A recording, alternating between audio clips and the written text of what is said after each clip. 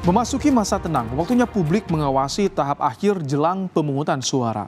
Pesta demokrasi kali ini tak mudah, terutama mempertahankan kepercayaan publik di tengah berbagai dinamika politik selama tahapan pemilu.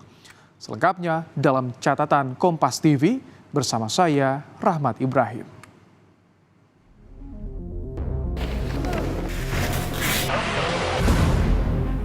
Memasuki masa tenang, Badan Pengawas Pemilu memastikan pengawasan akan dilakukan ketat agar tak ada pelanggaran termasuk patroli siber di berbagai kanal media sosial. Menurut Undang-Undang Pemilu, dalam masa tenang, seluruh peserta pemilu dilarang melakukan aktivitas kampanye dalam bentuk apapun. Pertama, misalnya melakukan patroli pengawasan yang dilakukan oleh seluruh jajaran pengawas pemilu di seluruh level. Yang kedua adalah memastikan ada patroli cyber yang bekerja 1x24 jam di masa tenang ini untuk memastikan tidak ada yang dilanggar berkenaan dengan aktivitas yang sedang berjalan.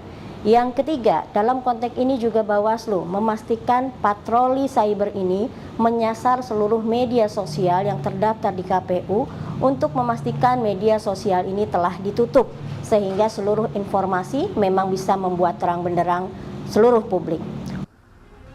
Pemilu 2024 jadi pemilu tersulit dalam mendapatkan kepercayaan publik, mulai pelanggaran etik yang diputus Mahkamah Kehormatan MK atas putusan Mahkamah Konstitusi terkait batas usia calon wakil presiden, anggaran bansos yang lebih besar dari era pandemi, pernyataan presiden yang terbuka soal hak politiknya di pemilu, hingga putusan DKPP yang menjatuhkan teguran keras terhadap KPU.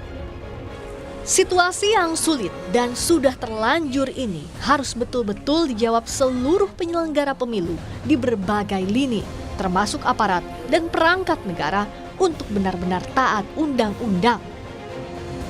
Tidak boleh ada celah main-main, karena sukses tidaknya pemilu jadi pertaruhan besar dan cerminan demokrasi negeri ini. Di masa tenang, para calon pemilih harus bisa memastikan hak politik yang dijamin undang-undang dapat dan akan digunakan pada 14 Februari mendatang. Masyarakat pun harus secara aktif mengawasi segala potensi kecurangan hingga hari pencoblosan dan melapor jika melihat pelanggaran di lingkungan terdekat. Tim Liputan, Kompas TV. Saudara, kita lihat jadwal masa tenang pemilu 2024. Masa tenang pemilu 2024 berlangsung mulai hari ini 11 Februari, lalu 12 dan 13 Februari 2024 atau sehari sebelum waktu pencoblosan. Nah, saudara, lalu apa saja yang jadi larangan selama masa tenang? Kita lihat bersama saudara. Berdasarkan pasal 56 ayat 4 peraturan KPU nomor 15 tahun 2023, selama masa tenang, media massa cetak, media daring, media sosial, dan lembaga penyiaran dilarang menyiarkan berita, iklan, rekam jejak atau bentuk lain yang mengarah kepada kepentingan kampanye pemilu yang menguntungkan atau merugikan peserta pemilu. Ya, saudara, pemilu adalah pilihan konstitusi agar negeri ini dijalankan secara demokratis. Kewajiban menjalankan kualitas demokrasi menjadi kewajiban semua pihak. Seluruh peserta pemilu baik partai politik maupun perseorangan secara aktif ikut membantu kelancaran pelaksanaan pemilu hingga akhir penetapan. Segala bentuk pelanggaran pemilu seperti diatur dalam undang-undang akan dicatat sejarah dan kehilangan legitimasi publik.